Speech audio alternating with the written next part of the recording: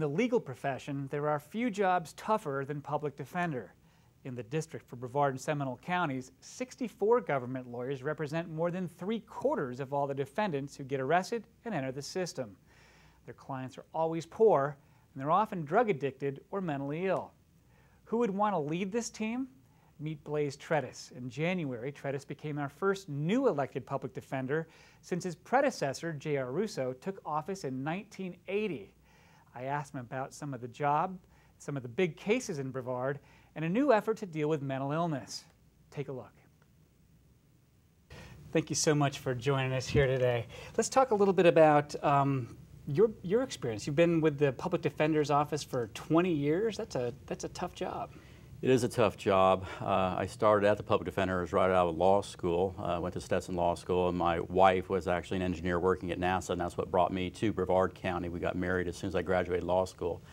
And I started at the Public Defender's Office because I wanted to get in the courtroom and get that trial experience, which the Public Defender's Office provided. And I had a great time. I really enjoyed it. I went into a private practice for about 3 years, and then about 20 years ago, my predecessor, J.R. Russo, who was the longest-serving public defender in the state of Florida at 32 years, he brought me back in the office as his chief assistant, and for the last 20 years, I was the chief assistant public defender for Brevard and Seminole counties. And then when the position became open for election in 2012, I won the election and took office this January. It probably seemed like a natural progression to you, but you must have also have had to want it, right? I mean, you have to campaign for it and get elected. What was it about doing this type of law and running this type of office that really appealed to you personally? Well, you know, I have made my career doing it, for one thing, and I really do believe in the mission of the Public Defender's Office of providing indigent people in the criminal justice system with effective legal representation. The Public Defender's Office actually started in the state of Florida 50 years ago in the case of Clarence Gideon versus Wainwright. He was a prisoner in Pensacola who was sentenced to 5 years in prison for burglary. And he always said he wasn't innocent. He did not have a lawyer at his trial because he could not afford a lawyer.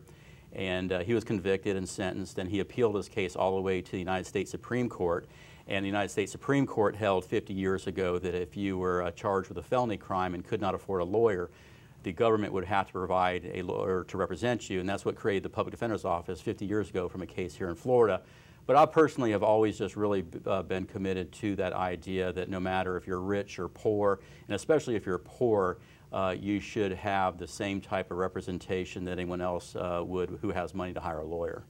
I mean, your office represents some vast percentage of all the people that enter the system, correct? Like maybe 3/4 of everybody? Yeah, that's a pretty good estimate. About usually the number that's given is about 70 to 75% of all the defendants in the criminal justice system. And we do represent everyone from a 13-year-old kid charged with stealing a bathing suit at Macy's all the way up to the worst cases of first-degree murder where the death penalty could be imposed. We represent about 28,000 people in Brevard and Seminole counties last year, so it's a huge number of people that we do represent. And our attorneys have a huge caseload. Our attorneys represent 2 or sometimes 3 times what the American Bar Association says their caseload should be. Like what would be a caseload for one of the public defenders here? Well, for example, starting out of law school, one of our misdemeanor attorneys would typically have a caseload of between 800 and 1,000 clients charged with misdemeanor crimes. And the American Bar Association standards says a lawyer should represent no more than 400 clients.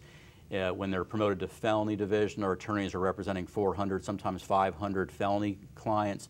The American Bar Association says that a lawyer should represent no more than 250 clients. So it's a big caseload, but I think our attorneys are effective what they do. 100% of their time is spent directed towards the defense of their clients. You know, they're not interviewing clients who don't pay them or have a lot to worry about office administration. It's really designed to provide effective representation so they can devote 100% of their time to their clients. They don't need to do advertisements on television seeking clients. No, business is always there. That's correct.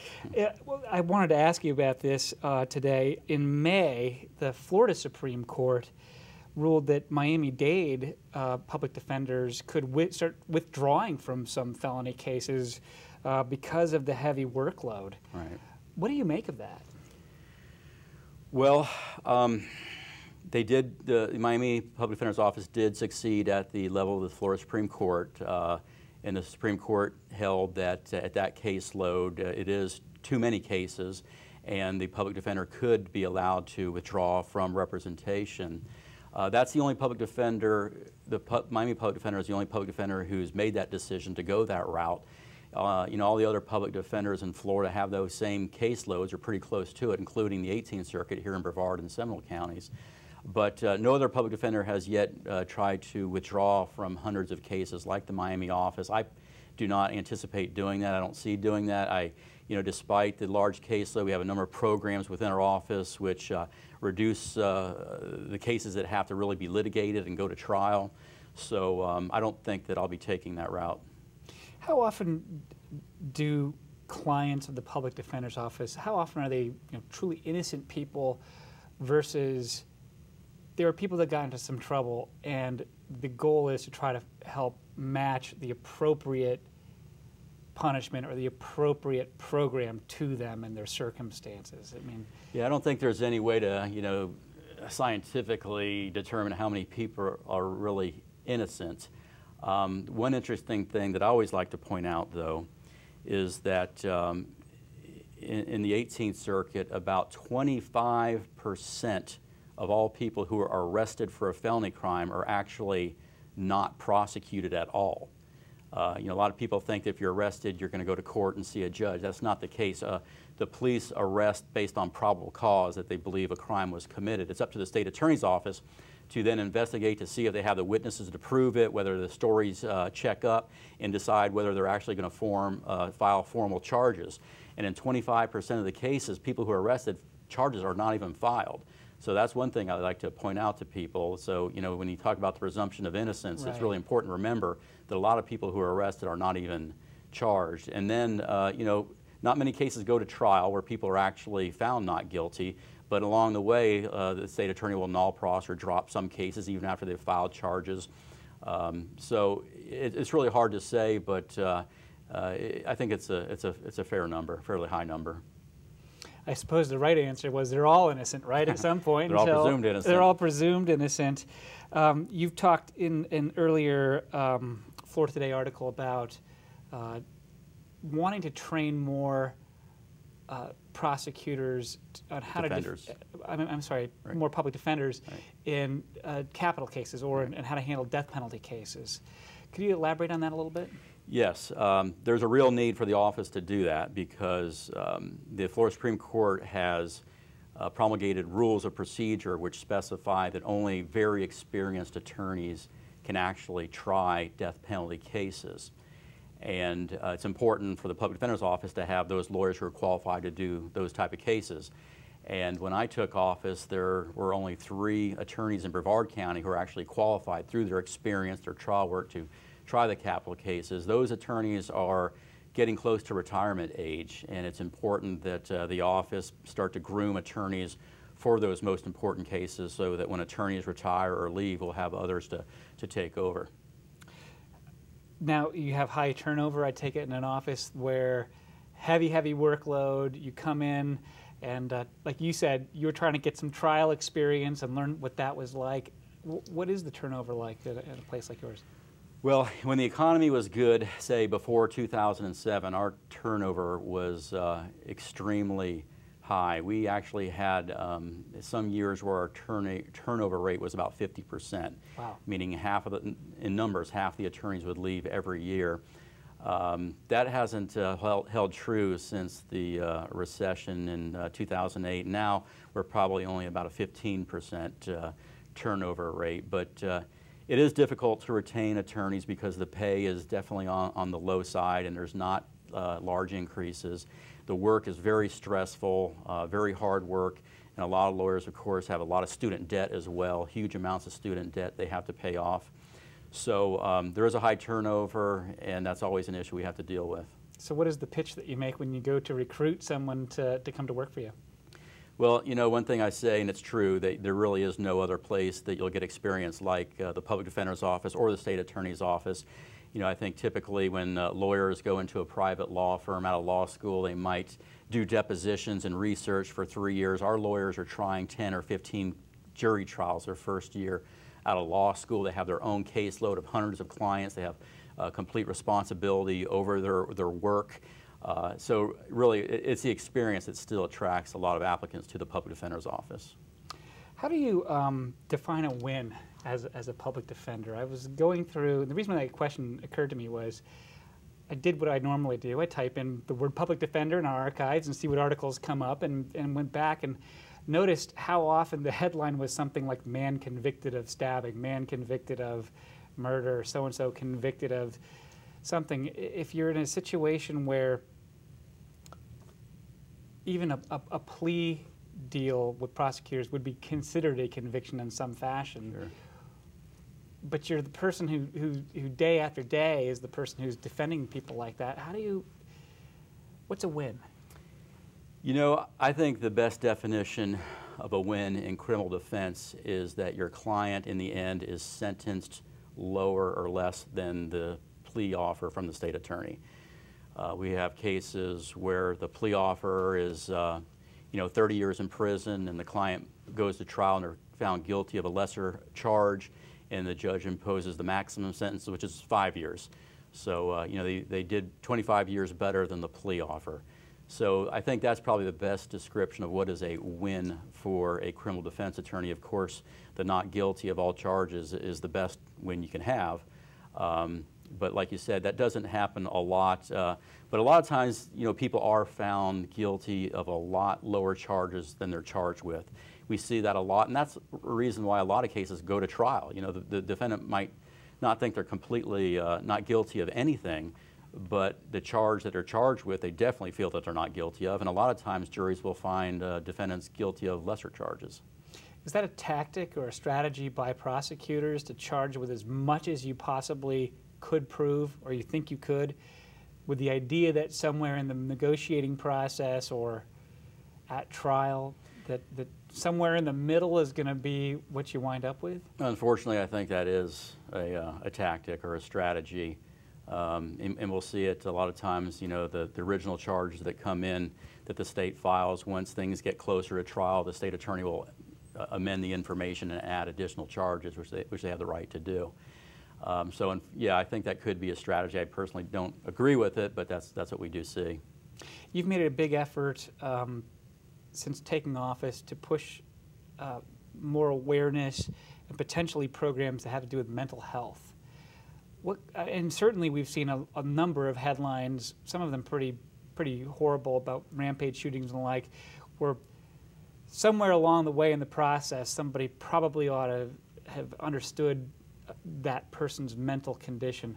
What are you trying to, what are you looking at? What are you trying to get done here in Brevard? Well, in Brevard County, I think it's 11 years now, we have had a mental health court. Judge Kathleen Clark has been the judge presiding in that court for the entire 11 years.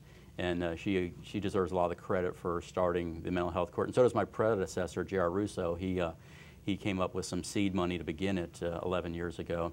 And I actually worked as the lawyer for the public defender's office in the mental health court for about 10 years.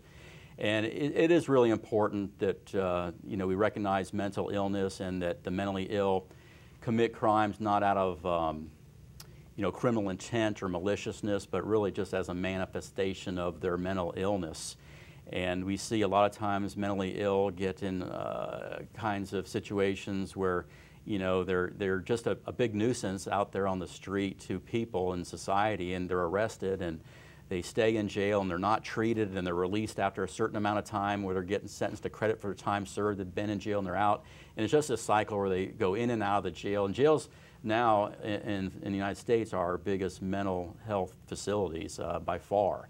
I was reading some articles last week where the number of mentally ill in our jails is many times over what are in the state mental hospitals in the United States.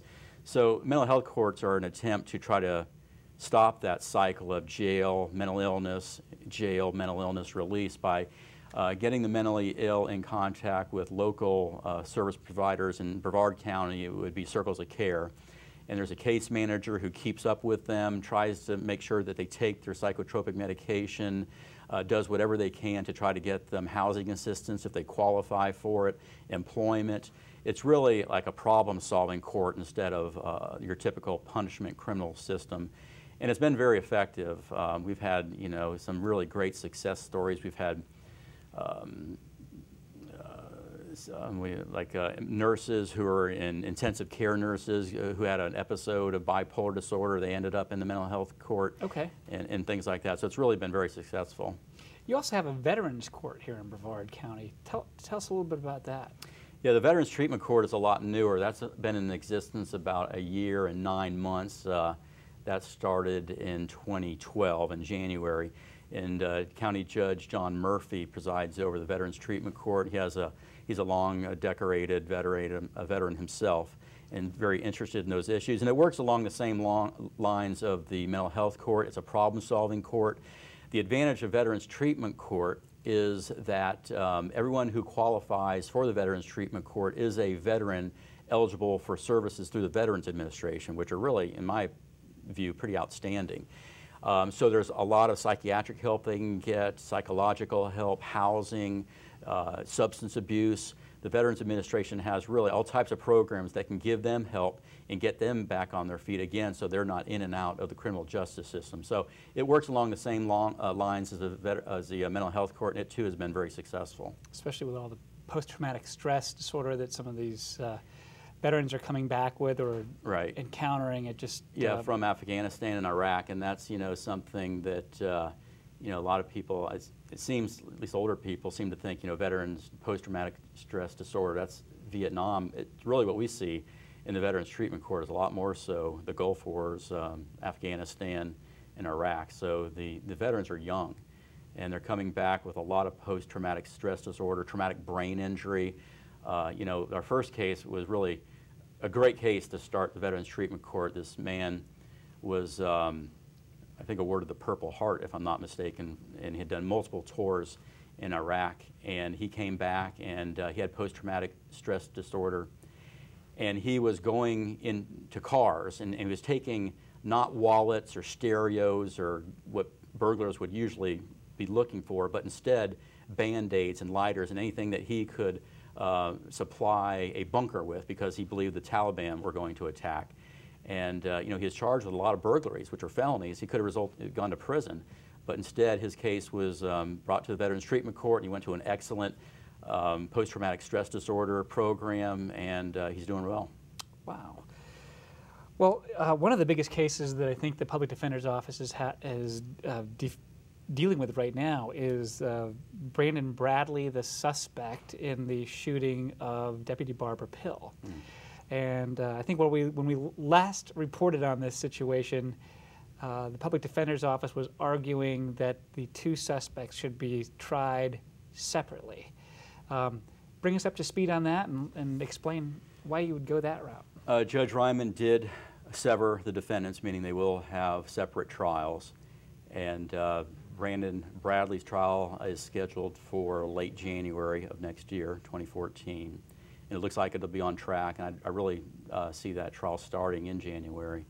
But the reason you'd want a separate trial is because of the statements of the co-defendant in this case could be used or arguably could affect Mr. Bradley's right to a fair trial and be used against him, and the judge did grant that motion to sever. What do you make of how often we wind up charging people, I guess, is it felony murder? Somebody who's a passenger in a car, they went along with a group of people to a drug deal or something like that, and it goes bad, and they wind up charged with murder. Is that normal, or is that something that we bring in the biggest cases where we're really looking for some kind of? It usually happens in the bigger cases, but it happens a lot, and you know, the defendants who, you know, if they're supposedly just along for the ride, then they shouldn't be convicted. The law requires that they take some part in the crime, whether that's planning, helping in some way. But if they're literally just at the scene, then they're not a principal, and that's the theory that they're convicted under, is that they're a principal to the crime. But yeah, you do see it in the most serious crimes. In other words, they have to be driving the car or having set up the meeting or something like that? Something like that, yes. If there's evidence that they didn't do anything but were there and didn't even know about it, then they should not be convicted. Okay, and so you said that it was about making sure that they both have a fair trial, that there weren't statements that were going back and forth. So tell me a little bit about the nuts and bolts of how does the public defender's office grapple with a case that big? Is it, do you have a team assigned to this defendant, or? Yes, we do, and they're our most experienced attorneys. In Florida, by rule of the Florida Supreme Court, only very experienced attorneys can actually represent defendants who are facing the death penalty. They're called capital attorneys. And we have a capital division in our office that's now in Brevard County, 3 attorneys. And these are our most experienced attorneys. They have 20 to 30 years of experience, all criminal defense. They're outstanding attorneys. And they have a greatly reduced caseload. So that caseload I talked of before about, our attorneys with 500 or, in the misdemeanor division, 800 or even 1,000 cases, that doesn't exist in our capital division. The typical caseload of our capital division attorneys is around 3 or 4 defendants who are actually facing the death penalty, and maybe 4 or 5 other cases in which it's a first-degree murder, but the death penalty has been waived. In the Brandon Bradley case, we have 3 attorneys working on that case, and they're all capital qualified. A lot of the people watching this program are parents, grandparents. They may have teenage kids who get into trouble or something like that. What advice do you have for somebody who has a family member who gets into trouble with the law? Are there certain rights that people don't remember often enough, or ways that they need to comport themselves better not to get themselves into worse trouble? Or yes, and that right would be to remain silent. In so many of our cases, what convicts our clients is their own admissions and confessions and their own statements. And any good criminal defense lawyer is going to always say that you should never speak to the police if they want to question you. And if you're ever in the back of a patrol car, you shouldn't say anything because you're being recorded surreptitiously. So it's to remain silent and do not submit to questioning. Don't say anything voluntarily.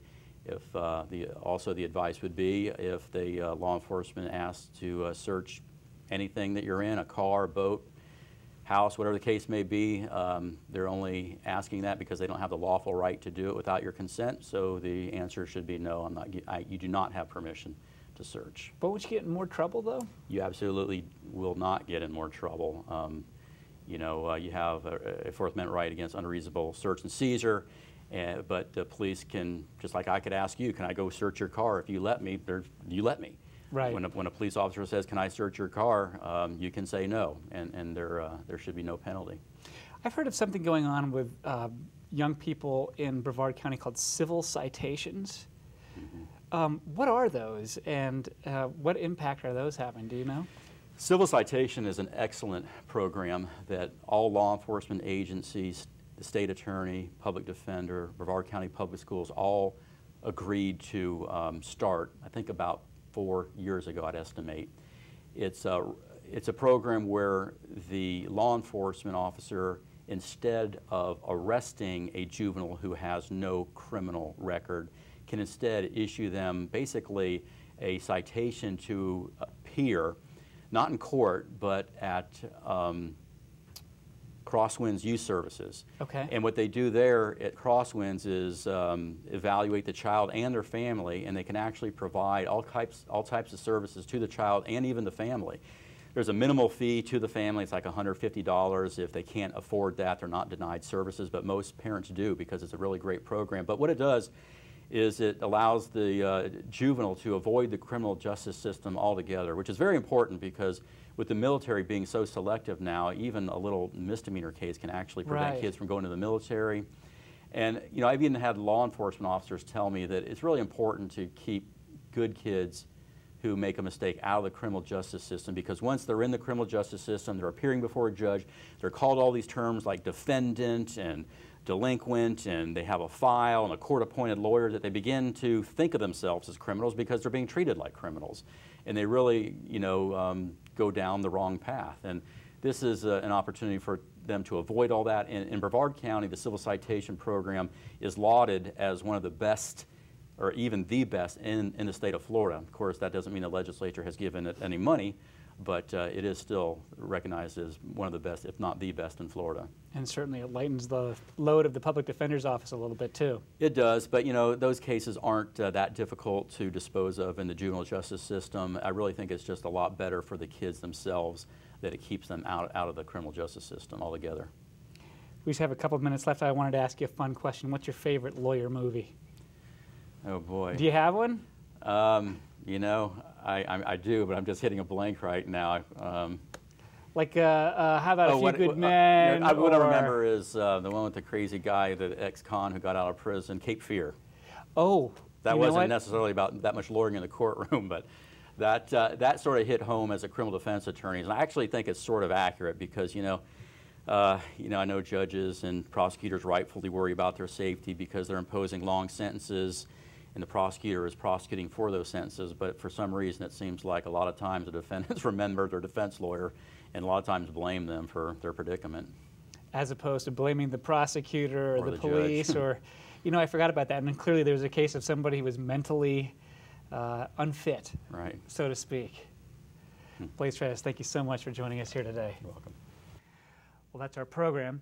Remember to comment on anything you see on this program or read in Florida Today. Shoot me an email at letters@floridatoday.com. We'll see you right here next week on The Matt Reed Show.